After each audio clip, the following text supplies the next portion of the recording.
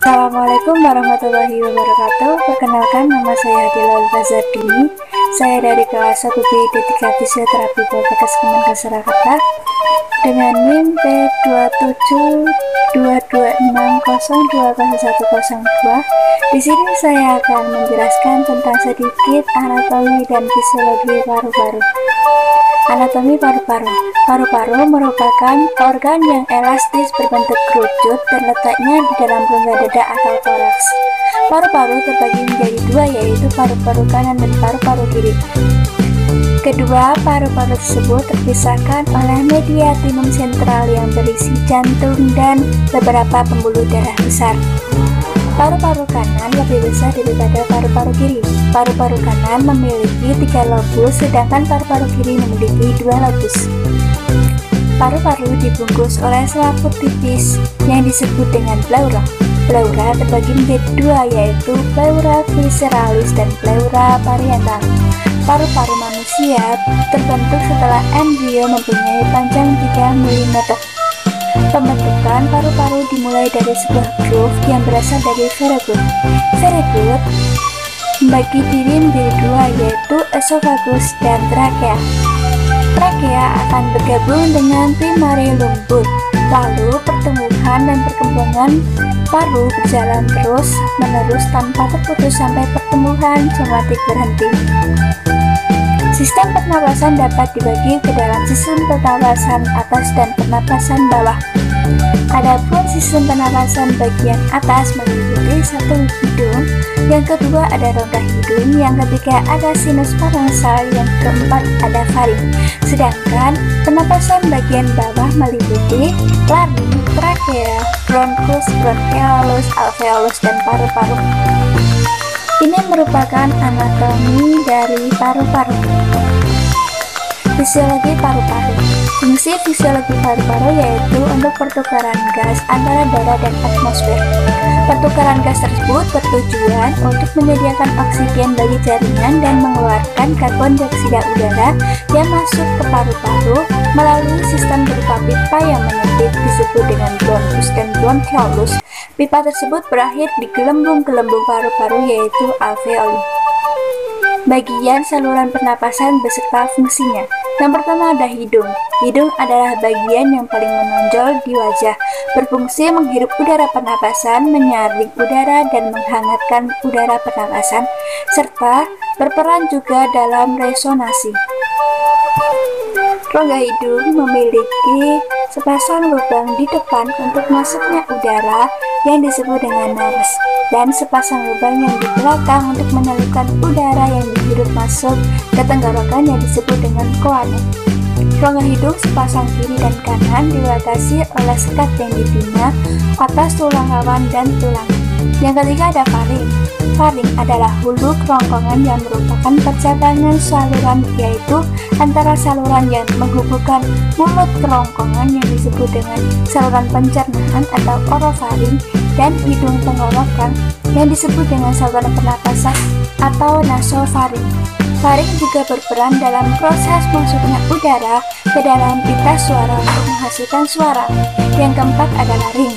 Laring adalah organ pada leher manusia yang melindungi trakea dan terlibat dalam produksi suara.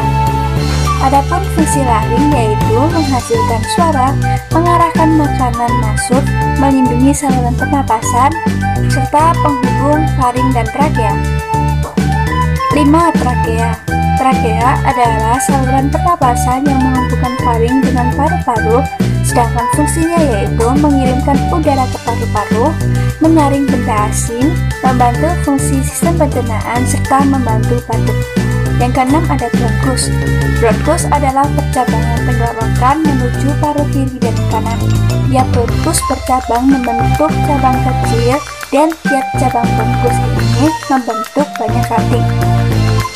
Adapun fungsinya yaitu mengeluarkan debu dan partikel asing dari paru, membantu paru-paru bernapas lebih cepat ketika lelah, tempat difusi udara pada alveolus, dan mampu menahan beban pada saat batuk. Yang ketujuh ada bronchiolus. Bronkus bercabang berkali-kali sampai jadi ranting kecil. Ranting bronkus itu bercabang halus berbentuk bronchiolus.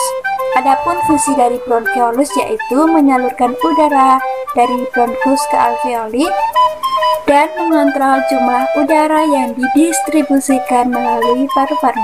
Yang kedelapan ada paru-paru. Paru-paru terletak di rongga dada atas diafragma. Paru-paru ada sepasang yaitu paru-paru kanan dan paru-paru kiri terdiri dari 5 lobus. Pada paru-paru kanan terdapat 3 lobus, sedangkan pada paru-paru kiri terdapat 2 lobus. Adapun fungsi dari paru-paru yaitu mengeluarkan oksigen dan memasok ke seluruh tubuh. Yang kesembilan ada alveolus, yaitu kantung udara kecil yang ada di paru-paru yang berfungsi sebagai tempat pertukaran gas oksigen dan karbon dioksida sebagai tempat penyimpanan udara dalam tubuh. Pernapasan dapat dibagi menjadi 4 mekanisme dasar, yaitu yang pertama ada ventilasi paru, yang berarti masuk dan keluarnya udara antara alveoli dan atmosfer. Yang kedua, difusi dari oksigen dan karbon dioksida antara alveoli dan darah. Yang ketiga, transport dari oksigen dan karbon dioksida dalam darah dan cairan tubuh ke dan dari sel. Pada waktu menarik napas dalam, maka otot berkontraksi, tapi pengeluaran pernapasan dalam proses yang pasif. Inspirasi merupakan proses aktif kontraksi otot-otot. Inspirasi menaikkan volume intratoraks. Selama pernapasan tenang, ekspirasi merupakan gerakan pasif akibat elastisitas dinding dada dan paru-paru. Adapun faktor-faktor yang dapat mempengaruhi fungsi paru-paru yaitu yang pertama ada usia, yang kedua ada jenis kelamin, dan yang ketiga ada tinggi badan dan berat badan. Volume dan kapasitas paru. Yang pertama ada volume vital, besarnya kurang lebih 500 mm pada rata-rata orang dewasa. Yang kedua ada volume cadangan inspirasi, biasanya mencapai kurang lebih 3000 mm. Yang ketiga ada volume cadangan ekspirasi pada keadaan normal, biasanya kurang lebih 1100 mm. Yang keempat ada volume residu besarnya kurang lebih 1200 mm. Yang kelima, kapasitas inspirasi besarnya kurang lebih 3500 mm. Yang keenam, kapasitas residu fungsional besarnya kurang lebih 2300 mm. Yang ketujuh ada kapasitas vital yang besarnya kurang lebih 4600 mm. Yang kedelapan, kapasitas paru total besarnya kurang lebih 5800 mm. Sekian yang dapat saya sampaikan. Apabila ada kesalahan dalam saya menyampaikan, saya mohon maaf. Wassalamualaikum warahmatullahi wabarakatuh.